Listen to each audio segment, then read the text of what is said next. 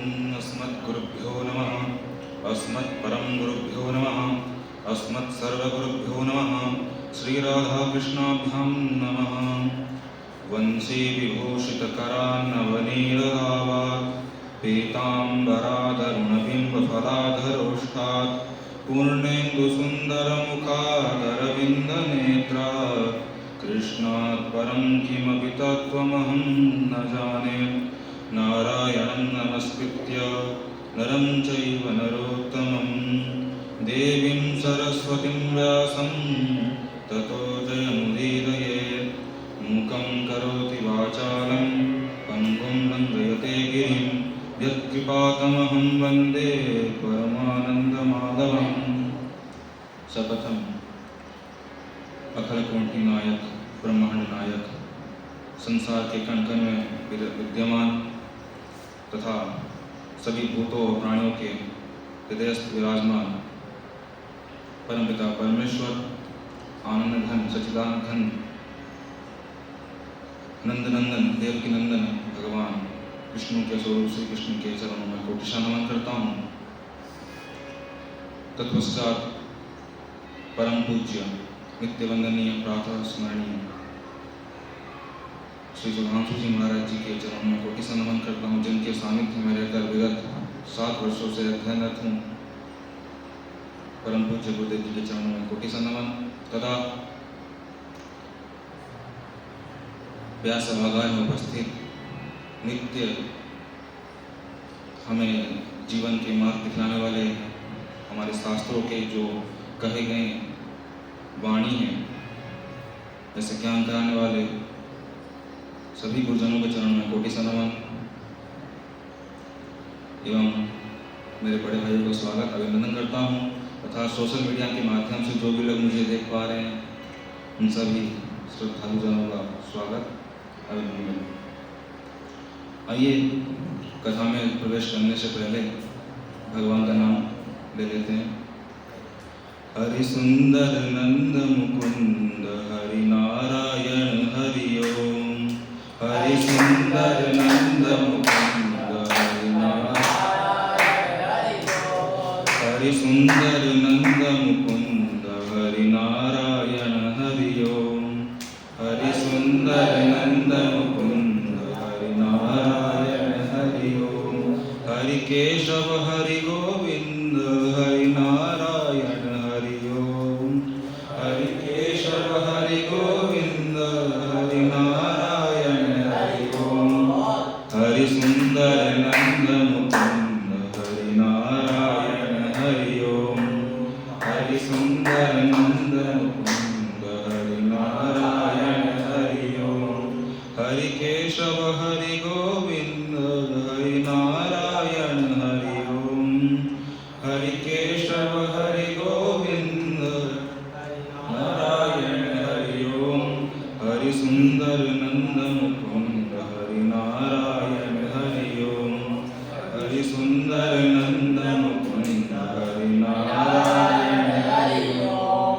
बोलिए बांके बिहारी लाल की जय हो। महाभारत के युद्ध में धर्म और अधर्म के विरुद्ध चल रहा है युद्ध में धर्म के पक्ष से पांचों पांडव और अधर्म के पक्ष से कौरव सेना युद्ध भूमि में खड़े हुए हैं। पांचों पांडव के साथ भगवान श्री कृष्ण स्वयं विराजमान है तथा कौरव वहाँ खड़े हुए हैं। उनके साथ समस्त बड़े बड़े धनुर्धर जिन्होंने पांचों पांडवों को धनुर्विद्या सिखाई थी, द्रोणाचार्य जैसे महारथी खड़े हुए हैं, साथ दे रहे हैं। जब अर्जुन जाता है रणभूमि में तो अर्जुन अपनी इच्छा प्रकट करता है भगवान से कि हे अच्युत हे केशव, मेरा रथ इन दोनों सेनाओं के मध्य ले चलिए। ये बात सुनकर भगवान रथ कौरव और पांडवों के सेनाओं के मध्य लेके रथ खड़ा कर स्थापित कर देते हैं। फिर अर्जुन अपने चारों ओर देखता है, सेनाओं को देखता है, कौरव को पाता है कि अपने सगे संबंधी चाचा भ्राता सब उसके सगे संबंधियां उनकी सेना में विद्यमान हैं। उनका साथ दे रहे हैं कौरव के। यह सब देखकर अर्जुन विचलित हो जाता है, घबरा जाता है, सोचता है मैं अपने सगे संबंधियों को मारकर कौन सा स्वर्ग प्राप्त करूंगा। बहुत ऐसी बात करता है जो कायरता वाली बातें करने लगता है भगवान से कि मैं अब युद्ध नहीं करूंगा। तो भगवान उसको डांटते हुए बोलते हैं तो नपुंसकता को मत प्राप्त हो, तेरा अभी जो कर्म है वो है युद्ध करना, धर्म के लिए लड़ना, उन अधर्म और पापियों को विनाश करना, नष्ट करना। तो भगवान उसी में ही स्वधर्म के बारे में बतलाते हैं। स्वधर्म अर्जुन को क्या दिलाते कि तेरा भी मुख्य कर्तव्य क्या है, तो अपने कर्म से विमूढ़ हो रहा है। तो भगवान ने 18वें अध्याय के 45वें श्लोक में कहते हैं स्व स्व कर्मण्य विरतः संसिद्धि लभते नरः स्वकर्म निरतः सिद्धि यथा विन्दति तत्शृणु। भगवान उसको समझाते हुए कहते हैं, भगवान कहते हैं स्व स्व कर्मण्य विरतः संसिद्धि लभते नरः। स्व स्व कर्मणि अविरतः, अपने अपने कर्म में प्रीतिपूर्वक लगा हुआ जो मनुष्य है, जो साधक है, वो अपने कर्म के माध्यम से भगवान को प्राप्त कर लेता है। ये भगवान कहते हैं जो पुरुष अपने कर्म में लाकर भगवान को प्राप्त करता है वो किस प्रकार प्राप्त करता है, किस प्रकार वो सिद्धि को प्राप्त कर लेता है, तुम तेरे को मैं बतलाऊंगा तो ध्यान से सुनो। क्योंकि मनुष्य का जैसा स्वभाव है उसमें अगर कोई उलझन पैदा ना करे, राग द्वेष ना करे, तो वह प्रकृति स्वाभाविक उसका अपने आप कल्याण कर दे। क्योंकि कर्मों में अभिरति होना, आसक्ति होना, तो भगवान को प्राप्त करना मुश्किल है। क्योंकि निस्वार्थ भाव से किया गया कर्म, परोपकार हमें उस परम तत्व से जोड़ सकता है। और अगर हम इच्छा रखकर दूसरे के लिए कोई कर्म करते हैं, कुछ करते हैं, तो वह हमारे लिए आसक्ति है। तो इसीलिए मनुष्य का केवल उद्देश्य होना चाहिए, वो भी जो भी कर्म कर रहा है वो भगवत तृप्त्यर्थ हो, भगवान को प्राप्त करने का एक मार्ग हो। जिस प्रकार गंगा जी हिमालय से निकलकर गंगा सागर तक जाती है, तो उसमें जितनी भी नदियां हैं, झरने हैं, ये सभी धरा से मिलकर उसमें मिल जाते हैं, गंगा में एक हो जाते हैं। ऐसे ही उद्देश्य वाले सभी कर्म, हमारे जितने भी कर्म हम कर रहे हैं, उद्देश्य मात्र एक ही हो। हमारी जो बुद्धि व्यवसायत्मिका बुद्धि है वो केवल यही हो कि उस परम तत्व के लिए हो, परमात्मा के लिए हो, ईश्वर के लिए हो। इसीलिए अपने अपने कर्म में प्रीतिपूर्वक लगा हुआ मनुष्य परमात्मा को प्राप्त कर लेता है। अगर वो अपने कर्म पे परमात्मा को ध्यान में रखते हुए कर्म कर रहा है तो वो प्राप्त कर लेगा। अब आगे भगवान कहते हैं यथा प्रवृत्तिर्भूतानां येन सर्वदं ततं स्वकर्मणा तमभ्यर्च्य सिद्धिं विन्दति मानवः। कहा यतः प्रवृत्तिर्भूतानां, जिस परमात्मा से संपूर्ण भूतों यानी प्राणियों की प्रवृत्ति मतलब उत्पत्ति हुई है, रचना हुई है, येन सर्वदं ततं, जिससे ये संपूर्ण संसार व्याप्त है, स्वकर्मणा तमभ्यर्च्य सिद्धिं विन्दति मानवः, उस परमात्मा का अपने कर्मों के द्वारा पूजन करके मनुष्य परम सिद्धि को प्राप्त कर सकता है, भगवान को प्राप्त कर सकता है। क्योंकि जो परमात्मा अनंत ब्रह्मांडों की उत्पत्ति से पहले था और जो अनंत ब्रह्मांड के लीन होने पर भी रहेगा और जो अनंत ब्रह्मांड में व्याप्त है, उसी परमात्मा का अपने कर्मों के द्वारा उसकी पूजा करनी चाहिए हमें। और शास्त्रों में तो मनुष्य के लिए वर्ण आश्रम बतलाए, उनके धर्म बतलाए गए हैं कि किस प्रकार हमें अपने वर्ण है उसी के हिसाब कर्म करना चाहिए, ये सभी शास्त्रों में कही गई है। जिस प्रकार पितामह भीष्म ने अर्जुन के सारथी बने हुए भगवान की अपने युद्ध रूप जब वो युद्ध कर रहे थे, जो उन्होंने युद्ध में अपना तीर छोड़ा अर्जुन के प्रति, भगवान श्री कृष्ण को भी जब उन्होंने प्रहार किया था तो भगवान श्री कृष्ण कवच टूटे थे और उनके चोट लगने से खून भी आया था, थोड़ा रक्त भी आया था। तो उन्हीं का वो अभी सैया पर लेटे हुए हैं विष्णु पितामह और ध्यान कर रहे हैं। भागवत में भी आया विष्णु स्तुति में कि युधि तुरगरजो विधूम्र विश्व कचलित समवार अलंकृतास्ये मम निशित शरे विविध्यमाना त्वच विलसत कवचेष्ट कृष्णात्मा। विष्णु पितामह ध्यान करते हैं, वो उस स्थिति को, उस समय की बात याद कर रहे हैं। सैया पर तो बैठे ही हैं अभी कि मुझे युद्ध के समय उनकी वो विलक्षण छवि याद आ रही है। उनके मुख पर लहराते हुए घुंघराले बाल हैं, उनके जो पसीने माथे पर आ रहे हैं, वो छोटी छोटी जो पसीने से बूंदें गिर रही हैं, उनका मुंह उससे शोभायमान हो रहा है। और अपने तीखे बाणों से उनकी त्वचा को जो मैंने भेदा है, उन सुंदर कवच मंडित भगवान श्री कृष्ण के प्रति मेरी रति हो, प्रेम हो, वो ऐसा सैया पर लेटे हुए उनका ध्यान स्मरण करते हैं। तो इससे क्या हुआ कि वो जो भी अपना कर्म कर रहे हैं, जैसे भी अवस्था में हैं, वो भगवान को स्मरण प्रीतिपूर्वक कर रहे हैं, तो वो भी कर्म भगवान प्रत्यर्थ ही माना जाएगा। इसीलिए जैसे आजकल व्यक्ति लगा हुआ अपने संसार के कामों में व्यस्त है, आजीविका के लिए जाता है, जॉब करने, कंपनी वगैरह में जो भी कुछ कार्य कर रहा है, अगर वो उस समय भी भगवान का नाम लेता है तो भी वो भगवान प्रत्यर्थ कार्य माना जाएगा। भगवान के लिए उसको मोक्ष प्राप्त हो सकता है, भगवान को प्राप्त हो सकता है। अगर रात्रि में हम लोग शयन कर रहे हैं, भगवान का नाम लेते हुए नींद आ जाती है, तो जितने भी क्षण हम लोग विश्राम किए हैं सैया पर, तो उतने समय का जो पल है वो भी भगवान तीर्थ ही माना जाएगा। भगवान ने इस सृष्टि की रचना के आदि में 4 वर्णों के बारे में बतलाया है। कहा भगवान ने चातुर्वर्ण्य मया सृष्टम गुणकर्म विभागशः तस्य कर्तारमपिमां विद्ध कर्तारमव्ययम्।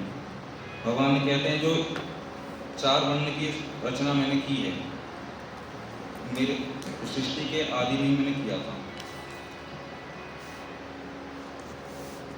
और उस सृष्टि के मैं कर्ता होने पर भी अव्ययम कहा, अव्ययम अकर्तारम मिथ्ति। मैं सृष्टि की रचना करने पर भी, लेकिन मुझे तो अविनाशी जान, अकर्ता जान। 4 वर्ण जो भगवान ने बतलाए हैं, एक ब्राह्मण, वैश्य, क्षत्रिय और शूद्र। भगवान ने बल्कि मनुष्य में जो 4 वर्ण होते हैं, वो पशु पक्षियों में 4 प्रकार के वर्ण बतलाए गए हैं। जिस प्रकार पक्षियों में जो कबूतर है वे ब्राह्मण में आता है, और बाज पक्षियों में है वो क्षत्रिय में आता है, और जो चिल है वो वैश्यों में आता है, और कौवा भी शूद्र पक्षियों में आता है। इस प्रकार वृक्षों में भी, वृक्षों जो हमारे वृक्ष हैं उनके प्रकार, उनके में भी 4 प्रकार के जो वर्ण है उसमें विभाजित किए गए हैं। भगवान कहते हैं कि जो 4 वर्णों की रचना मैंने की है, इससे ये तो भगवान कहते हैं ये तो मेरे ही अंश हैं, और दूसरे में इनका भी जो प्राणी मात्र का स्वरूप भी हूँ, इसलिए मैं सदा उनके हित को ही देखता हूँ। इसके विपरीत न देवता के अंश है और न देवता इनके स्वर्ग है, क्योंकि और इसीलिए चातुर्वर्ण्यम का जो शब्द का प्रयोग किया गया है, वो पद का प्रयोग किया गया है मनुष्य के लिए किया गया है, क्योंकि मनुष्य में कर्म करने का प्राधान्यता दी है, और चैतन्यता ही मनुष्यों में ही है, और कर्म मनुष्य ही कर सकता है। तो ब्राह्मण का जो कर्म है, ब्राह्मण में सत्व गुण प्रधान होता है, और रज तम नीचे आते हैं, और सम दम तप ये ब्राह्मणों में होना चाहिए। तो क्षेत्रीय की बात की, क्षेत्रियों में तेज, वीरता, धैर्य ये सब होना चाहिए, और उसमें रजोगुण क्षत्रिय में प्रधान होता है। फिर वैश्यों की बात की भगवान ने, वैश्य में कृषि आदि का प्रधान है। जो वैश्य वर्ण के लोग वर्ण में पैदा होते हैं उन्हें कृषि वगैरह करना चाहिए, और जो शूद्र वर्ण में पैदा होता है उसे खाली सेवा कार्य करना चाहिए। क्योंकि लेकिन आजकल अगर भगवान ने जिससे ऐसा पहले कि अगर वो ब्राह्मण कुल में पैदा हुआ है और कर्म ब्राह्मणों वाला कर रहा है तो वह ब्राह्मण है। लेकिन अब देखा जाए, अगर व्यक्ति ब्राह्मण कुल में पैदा हो गया है और कर्म वैश्यों वाला कर रहा है, यानी नौकरी वगैरह व्यवसाय इत्यादि कर रहा है, तो भी लोग कहते हैं कि ये ब्राह्मण है, पांडे जी का लड़का है, शर्मा जी का बेटा है, ब्राह्मण कुल में पैदा हुआ, जाति से ब्राह्मण है। लेकिन अगर वो ब्राह्मण का पैदा हुआ है और अपनी आजीविका के लिए वो वैश्य वाला कर्म कर रहा है या क्षत्रियों वाला कर्म कर रहा है, लेकिन वो उतना ही करे जितने से उसके आजीविका चल जाए, उसमें लोभ ना करे, तो फिर उसे कोई कर्म का दोष लगेगा नहीं। लेकिन उसको शूद्र वाला काम कदापि नहीं करना चाहिए। उसी प्रकार जो क्षत्रिय है, उसका काम है वो रक्षा करना, युद्ध लड़ना। अगर अपनी आजीविका के लिए वो वैश्य वाला भी कार्य कर रहा है तो ठीक है, लेकिन वो जो भी अपनी 4 प्रकार के वर्ण है वो अपनी आजीविका के लिए दूसरे उस वर्ण के कर्म कर रहे हैं, लेकिन वो उतना ही करे जितना आवश्यकता हो उसको, जितने में उसका आजीविका चल जाए, उससे अधिक उसमें लोभ ना करे। क्योंकि अगर वो लोभ करेगा तो फिर उसे दोष लगेगा। और इसी प्रकार को देखते हुए हमारे 4 अवस्थाएं यानी आश्रम के बारे में वर्णित किया गया है। सर्वप्रथम आता है ब्रह्मचर्य आश्रम।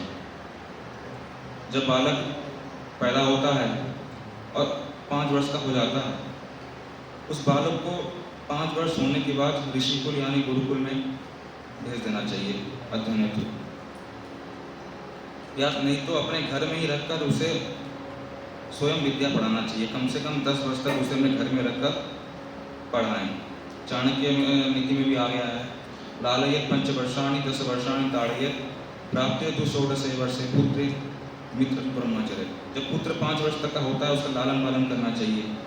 और 10 वर्षाणि ताड़येत, जब वो 10 वर्ष तक का हो जाता है तो उसे 5 वर्ष से लेकर 10 वर्ष के बीच में उसे उस पर शासन करना चाहिए, यानी मतलब वो गलतियाँ करे तो उसको ताड़न आदि भी करना चाहिए अगर कर रहा है तो। और जैसे ही वो 16 वर्ष की उम्र को प्राप्त होता है, उसके साथ माता पिता को मित्रवत व्यवहार करना चाहिए। इसलिए माता पिता को उचित है कि बाल्य अवस्था में ही बच्चे को गुरुकुल में ऋषिकुल में भेज देना चाहिए। क्योंकि अगर जो माता पिता अपने बच्चों को अध्ययन नहीं कराते हैं और पढ़ाते नहीं हैं, विद्या नहीं पढ़ाते, वे माता पिता बालक के लिए शत्रु के समान हैं। इसलिए वो शत्रु तुल्य है, क्योंकि कहा भी गया ना, माता शत्रु पिता वैरी ये न बालो न पाठिता न सोभते सभा मध्य हंस मध्य रघो यथा। वह माता पिता शत्रु और पिता वैरी के समान है जो अपने बालक को विद्या नहीं पढ़ाते हैं। क्योंकि बिना पढ़ा हुआ बालक वैसे ही सभा में लगता है जिस प्रकार सभा में हंसों के बीच बगुला बैठा हो। अगर विद्वानों की सभा में कोई मूर्ख बैठा हो तो उसे किस प्रकार जो महसूस होता है उसी प्रकार होता है। इसीलिए बालक का यह कर्तव्य है कि वह गुरु के पास आकर ब्रह्मचर्य का पालन करते हुए, ब्रह्मचर्य आश्रम का धर्म निभाते हुए शास्त्रोक्त विधि अनुसार पठन पाठन करना चाहिए। और उससे पहले उसे विधि के अनुसार यज्ञोपवीत संस्कार भी कर लेना चाहिए। और पठन पाठन के साथ ब्रह्मचर्य आश्रम में वो भिक्षा लाकर अपने गुरु को समर्पित कर दें। और गुरु जितना उसे भोजन देते हैं, जो भिक्षा लाया हो, जितना भी लाया हो उससे मतलब नहीं, लेकिन गुरु अपने हिसाब से जितना भी उसे भोजन देते हैं वो उतना ही ग्रहण करे, उससे ज़्यादा नहीं। क्योंकि गुरु उतना ही भोजन देते हैं जितना उसके पढ़ने में मन लगे, आलस्यता उसके में पैदा ना हो, तो उसके भले के लिए कार्य किया जा रहा है, तो उसमें वो ज़्यादा टांगे ना अड़ाए कि मुझे इतना कम क्यों किया जा रहा है। इसलिए ब्रह्मचर्य आश्रम में शिक्षा ग्रहण करना चाहिए। फिर इसी में जब वो ब्रह्मचर्य आश्रम पालन कर लेता है फिर गृहस्थ आश्रम आता है। समावर्तन संस्कार के बाद जब बालक विद्या अध्ययन करके आए तो माता पिता आदि गुरुजनों का आज्ञा के अनुसार उसे उत्तम गुण या लक्षण आचरण कन्या से के साथ विवाह कर लेना चाहिए तथा माता पिता आदि गुरुजनों की सेवा करते हुए सदाचार से रहते अपना जीवन बिताएं। भगवान ने गीता में कहा ना कि देव द्विज गुरु प्राज्ञ पूजनम शौचम आर्जवम ब्रह्मचर्य महिंसा च सायं सर्वोच्यते। देवता, ब्राह्मण, गुरु और ज्ञानियों का पूजन तथा पवित्रता, श्रद्धा और ब्रह्मचर्य और अहिंसा, ये भी शरीर के संबंधी मतलब इनके एक नियम है, एक तप है, इसका पालन जरूर करना चाहिए। सदाचार का पालन, माता पिता गुरुजनों का आज्ञा पालन करना, उनकी सेवा करना, इसका एक बहुत बड़ा भारी महत्व हमारे शास्त्रों में कहा गया है।